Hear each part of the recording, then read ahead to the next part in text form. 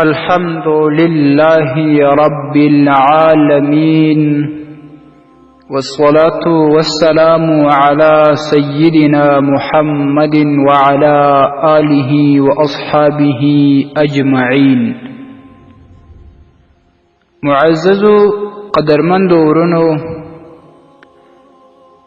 ډیر قدردان ورونه به دا خواهش لري چې رب العزت د دوی په رزق کې پراختیا راولي او برکت کې واچي او تر ډیرو اسلامي پښتنو اکثر ورونه دا ډیره مونږ ته وایي چې داسې وظیفه او داسې ذکر داسې عمل راته وښیاست چې قرضونه مې رب العزت د غاړې واړوي، یعنی الله رب العزت زموږ رزق کې پراختیا راولي، رزق مې زیات شي چې قرضونه ادا کړم.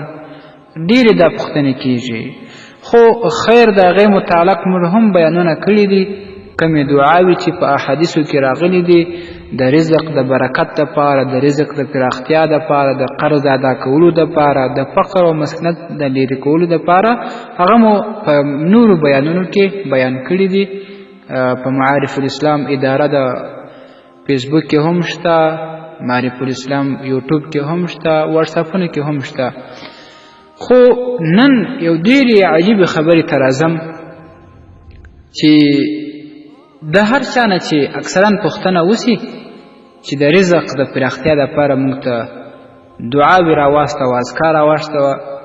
اول زه خپله موږ به کتابونو کې کتله چې په احادیثو کې کمې دعاوې راغلي دي هغه به مو ورته استولې، خو یو بل شی زموږ د ټولو هیر و. نن مې د کتابونو په مطالعه باندې او کتاب مې کتی، د هغې په مطالعه باندې مې ذهن ته هغه رالی. هغه کتاب بر الوالدین په نوم باندې لیکل سوی دی. نو ما هغه کتاب کتی د صلې رحمې متعلق دغسې نور ډېر فضایل پکښې دي. یو څو احادیثه مخته راله، ما ویل چې راسه تر ورونو تر خویندو دا هم ورسوم دې ته فهم شي. هغه دا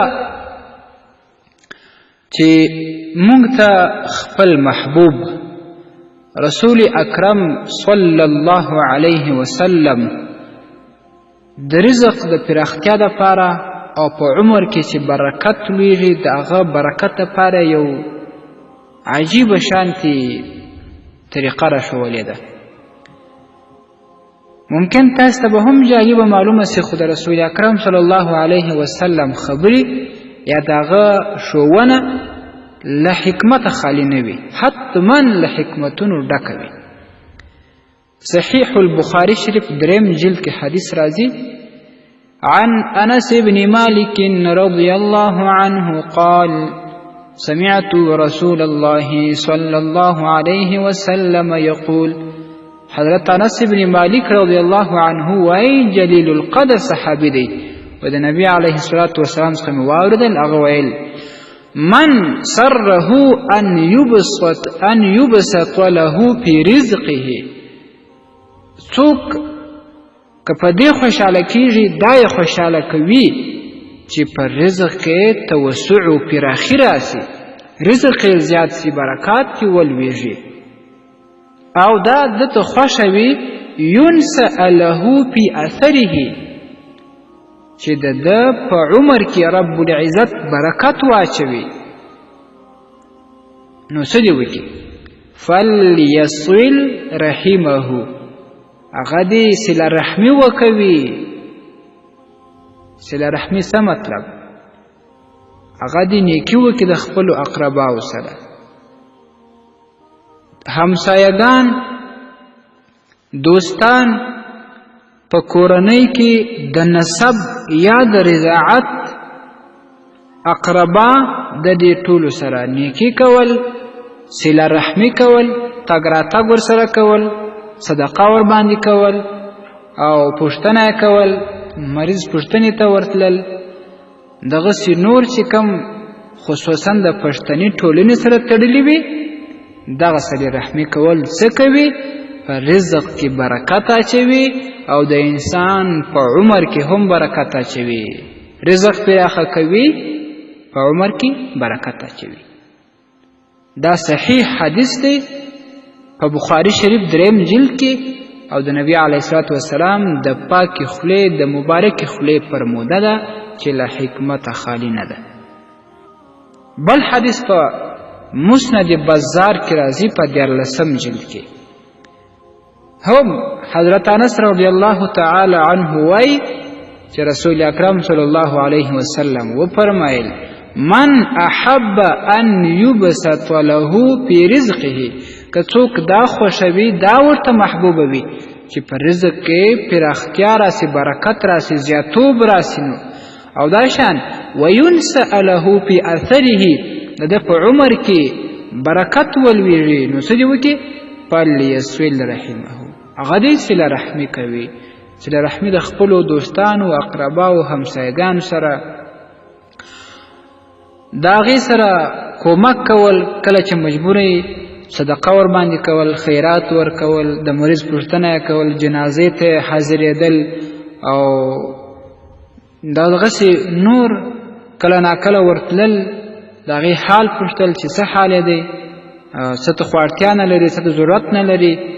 دې ټولو ته صله رحمي ویل کېږي. هغه نو بیا که ورونه یې تا نه په ویس جدا یي، که ستا خویندې وي چې ود شوي وي، او که ستا زامون مې درنه جدا شوي وي، زامون به یې پر خپل پلار باندې هم دغسې کوي، لوڼې وي د بل په کور کې ود شوي وي، او ماماګان وي د چا، او دا شان ورېرونه وي، د اکا زامون وي، یا د ماما زامون وي، یا عمګانې وي، یا ترورګانې ورته ویل کېږي. دې ټولو اقرباو سره چې څنګه ستا په نسب کې داخل دي، د هغې سره دغه صله رحمي کول، دا په رزق کې پراختیا راولي، په عمر کې برکت اچوي. دغه شان بل حدیث شریف کې هم دغه راځي. په مکارم الاخلاق کې امام خرایطي رحمه الله رخي هغه وایي چې من سره ان یبسط له فی رزقه وینسأ له فی اجله، د ده په عمر کې برکت ولویږي، فلیصل رحمه، هغه صله رحمي کوي. دغسې په دې باره کې نور هم ډېر احادیث، ډېر روایت، ډېر اثار د صحابهو راغلي دي، خو ما تر تاسو دغه 3 صحیح احادیث د کتابونو د معتبرو کتابو څخه ورسول. خلاصه دا چې رب العزت دې موږ او تاسو ته د عمل کولو توفیق نصیب کړي. په دې کې څومره غټ برکات دي. یو خو په دې دنیا کې هغه دوستان هم درنه خوشحاله شوله، هغه به بیا ستا پوښتنه کوي، ستا عزت به کوي، تا ته به په درنه سترګه ګوري. او د نبي علیه الصلاة والسلام د خولې مبارکې په قول باندې ستاسې په عمر کې به رب العزت برکت واچوي، او دا شان په رزق کې رب العزت برکت واچوي. د دې تر څنګ چې پر هغې باندې صدقه وکول سي، هغې سره د صله رحمي په بنا باندې کله کله صدقه او خیرات ورکول سي، د دې څومره غټ برکت دی.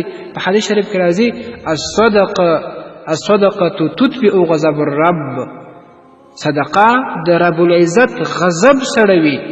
دې کورنۍ ته دغه سړي ته چې د رب العزت په کوم شي باندې خوا بده وي، هغه خوابدي له منځه په صدقې باندې ځي. او دا شان بل حدیث شریف کې راځي، رسول اکرم صلی الله علیه وسلم وایي د صدقه د انسان خطایاوې داسې ختموي چې په داسې انداز کې ختم کړي لکه پر مالګې چې اوبه واچوي ټول ویلې سي ختمه سي. د انسان خطاوي چې صغیره ګناهونه ځینې سوي وي، د صدقې په وجه باندې رب العزت هغه داسې ورته معافوي. نو خدای تعالی دې موږ تاسو توفیق نصیب کړي، او رب العزت دې دغه توفیق هم راکړي چې تر بله مسلمانه هم دغه خبرې ورسوو، عمل ورباندې وکړي، صله رحمي د خپلو کورنیو سره وکړي. اخوکم فی الله حکیم الله صابر الحنفي، والسلام علیکم ورحمة الله وبرکاته.